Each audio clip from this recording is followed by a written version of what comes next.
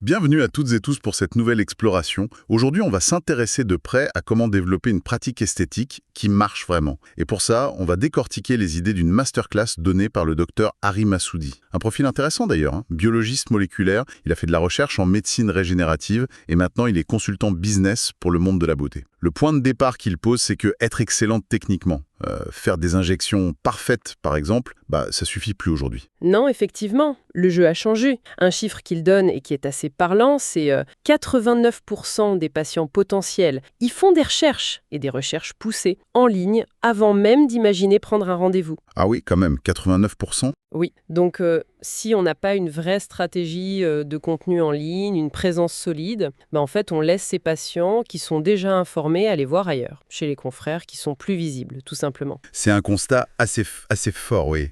Donc, notre objectif ici, c'est de voir comment il propose de faire, justement. Comment passer de quasi invisible à devenir la référence qu'on ne peut pas ignorer. Et c'est pas juste poster un truc de temps en temps, hein. C'est une vraie machine de contenu, pensée stratégique. C'est ça, une approche systématique. Alors, commençons par la base. Le premier pilier, qu'il appelle le modèle, bien connaître son patient et savoir où on va. C'est fondamental. Avant de créer quoi que ce soit, il faut aller plus loin que juste « je vais corriger ses rides ». Il faut vraiment essayer de comprendre la psychologie du patient idéal, cartographier un peu son univers mental si on veut. D'accord ? Prenons un exemple. Une femme de 45 ans qui envisage du Botox. Ces questions, elles vont au-delà de la technique. Elle peut avoir peur d'un résultat qui fait faux, elle peut se demander si l'investissement en vaut la peine, ou même chercher un avantage, une image plus dynamique au travail. Donc ça demande une analyse plus fine que les simples données démographiques. Il parle de créer des personas, c'est ça? Des sortes de portraits robots? Exactement, des personas détaillés. Au lieu de viser un peu tout le monde, on va définir par exemple Sarah, 40 ans, cadre dynamique, focus prévention, ou bien Maria, 50 ans, qui cherche à retrouver confiance en elle avec une correction un peu plus marquée.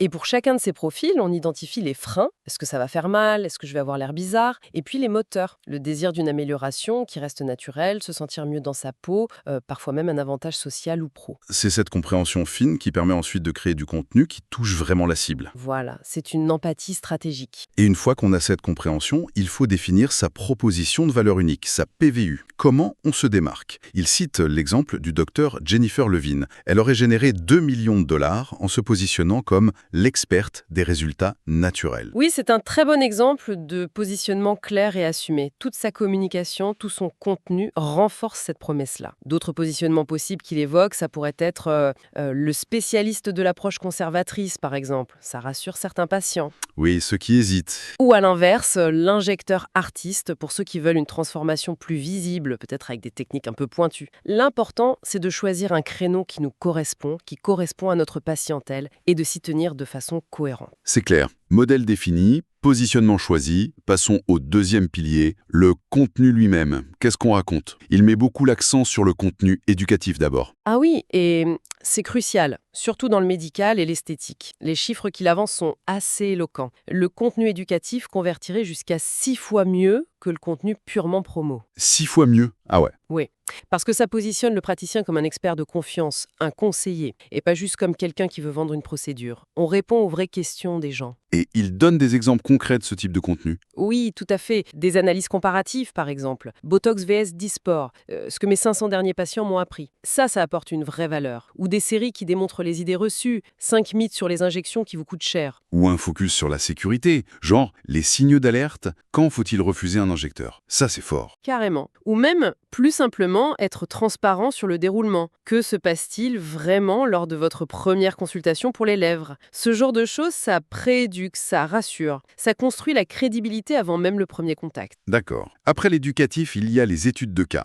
la fameuse preuve sociale. Oui, et ça c'est puissant. On pense tout de suite au docteur Pimple Popper, Sandra Lee, qui a bâti un empire sur des démonstrations de cas, parfois spectaculaires, hein. Oui, un peu extrême parfois. Voilà. Mais même sans aller jusque-là, une étude de cas bien faite, ça raconte une histoire. Une histoire humaine qui résonne. La structure qu'il propose, c'est le défi du patient, Sarah complexée sur ses rides du lion, la solution, le plan de traitement adapté, le résultat, là les photos avant-après sont clés, plus un petit témoignage si possible, et la leçon à en tirer pour d'autres. Très structuré, oui, orienté vers le résultat concret. Il parle aussi du contenu coulisses, le behind the scenes. C'est quoi l'intérêt là? L'idée, c'est surtout d'humaniser la pratique, de créer un lien plus personnel, montrer l'expertise, le sérieux, oui, mais aussi la personne derrière. Ça peut être un aperçu de comment on prépare sa journée, une nouvelle technique apprise en formation, ou même présenter un membre de l'équipe, expliquer son rôle. Ça rend le cabinet plus accessible, plus humain. Moins intimidant peut-être? C'est ça. Et ça renforce la confiance. Et dernier type de contenu abordé, le contenu généré par les utilisateurs, l'UGC, User Generated Content. Il rappelle un chiffre, 72% des gens feraient autant confiance aux avis en ligne qu'à une recommandation perso. C'est énorme comme chiffre. Donc il faut activement encourager ce contenu créé par les patients eux-mêmes. Ça peut être un hashtag spécifique, genre hashtag mon Botox chez Dr Untel, ou mettre en place un système simple pour demander des avis, en respectant les règles, et bien sûr, et puis partager les belles histoires, les avant-après des patients, toujours avec leur accord explicite, évidemment. C'est une validation externe très très forte. Ok, on a les types de messages. Troisième pilier,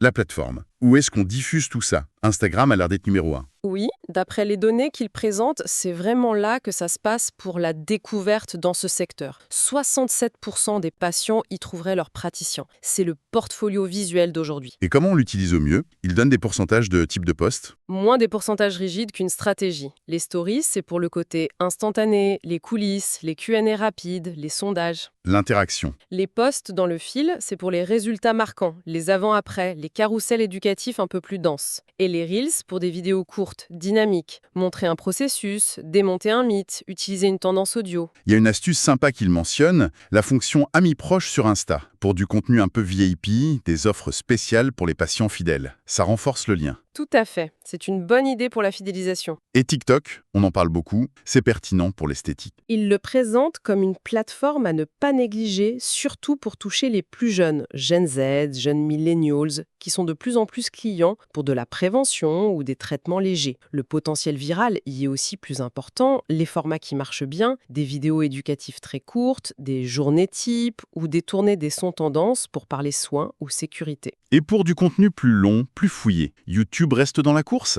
Ah oui, complètement. YouTube, c'est excellent pour construire la confiance sur la durée et c'est très bon pour le référencement sur Google aussi. Des vidéos de 5-10 minutes pour expliquer un traitement en détail, montrer comment se passe une consultation, faire des Q&A approfondis. C'est un investissement sur le long terme pour asseoir son autorité. Sans oublier la newsletter par email. Le ROI potentiel qu'il cite est dingue, jusqu'à 42 $ pour $1 investi. Oui, c'est un canal direct et hyper rentable pour entretenir la relation. On peut y partager des conseils saisonniers, annoncer les nouveautés en avant-première, faire des offres exclusives aux abonnés, raconter des succès. C'est top pour la fidélisation. Et enfin, le blog, sur le site web de la clinique. On a tendance à l'oublier celui-là, mais c'est la base du SEO, du référencement naturel, non? Exactement, c'est la fondation. Un blog actif avec du contenu de qualité mis à jour régulièrement, ça montre à Google qu'on est une autorité sur le sujet. Ça attire du trafic qualifié. On peut y mettre des guides complets sur les traitements, parler des tendances locales, donner des conseils de saison, relayer des actes du secteur. Ok, on a le modèle, le contenu, les plateformes. Il reste le quatrième pilier, la portée, ou reach. Comment on s'assure que tout ça est vu par les bonnes personnes?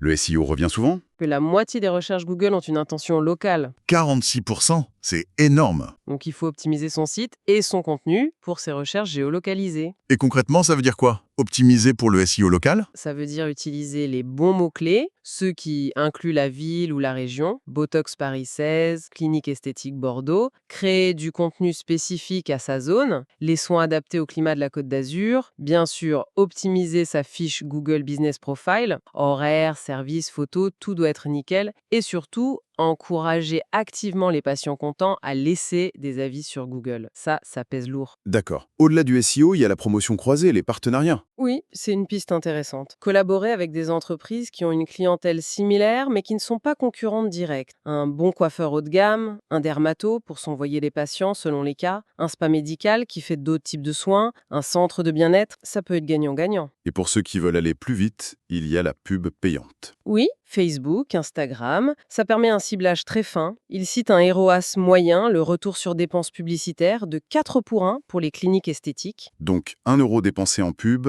rapporterait 4 € de revenus, en moyenne. C'est l'idée, oui. Donc ça peut être un levier très puissant si c'est bien fait. Et quel type de campagne pub il suggère? Plusieurs options. Le retargeting, cibler ceux qui ont déjà visité le site. Les audiences similaires, trouver des gens qui ressemblent à nos meilleurs patients. Le ciblage géographique très précis, par exemple autour des concurrents. Ou le ciblage par centre d'intérêt, anti-âge, soins de la peau. Dernière tactique de portée, les collaborations avec les influenceurs, mais avec une nuance. Oui, la nuance importante, c'est de viser plutôt les micro-influenceurs, ceux qui ont entre 10 000 et 100 000 abonnés. Ils ont souvent un public plus engagé, plus fidèle, et le retour sur investissement est souvent meilleur dans la santé beauté.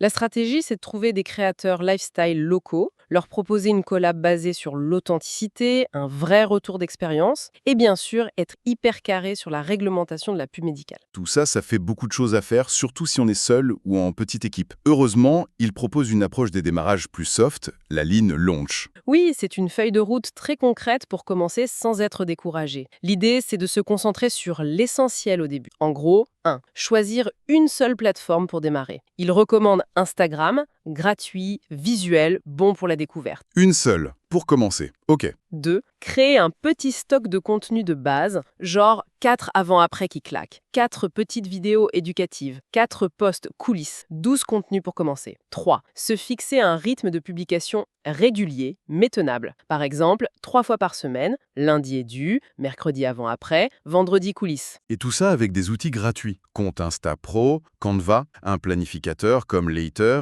et son téléphone. L'investissement, c'est surtout du temps au début. Et quand est-ce qu'on sait qu'on peut passer à l'étape suivante? Le signal qu'il donne, c'est quand cette stratégie initiale commence à ramener de façon régulière 3 à 5 nouveaux patients par mois, juste via Instagram. Là, on sait que ça prend et on peut commencer à élargir ou investir un peu plus. La conclusion de tout ça, finalement, ça dépasse le simple marketing, non? Ah oui, complètement. Le message fort, c'est que le contenu, ce n'est pas juste de la pub, c'est de l'éducation pour les patients, c'est construire la confiance, développer une relation, même à distance. Chaque post, chaque vidéo, chaque article doit, idéalement, rapprocher la personne de la décision de faire confiance à ce praticien-là. Et le mot d'ordre, c'est la consistance, plus que la perfection absolue. L'objectif, c'est de ne plus être un secret bien gardé, mais de devenir une destination évidente. Exactement. Pour résumer, le monde de l'esthétique a changé. L'excellence technique, c'est la base, c'est non négociable. Mais aujourd'hui, il faut y ajouter cette stratégie de contenu, humaine, intelligente, pour attirer, rassurer et garder les patients. C'est le contenu qui crée le pont de la confiance. Et c'est cette confiance qui transforme un simple intérêt en consultation, puis en patient fidèle. Très clair. Pour terminer notre exploration, une petite question pour réfléchir, inspirée par tout ça. Aujourd'hui, quelle place prend réellement la capacité à communiquer, à éduquer en ligne, à côté de la pure maîtrise technique pour définir un leader en médecine esthétique? Dans un monde où l'info abonde, mais la confiance est rare, comment un praticien peut-il devenir pas seulement un expert de la seringue, mais aussi une voix fiable, une référence engageante dans son domaine? Voilà, matière à réflexion.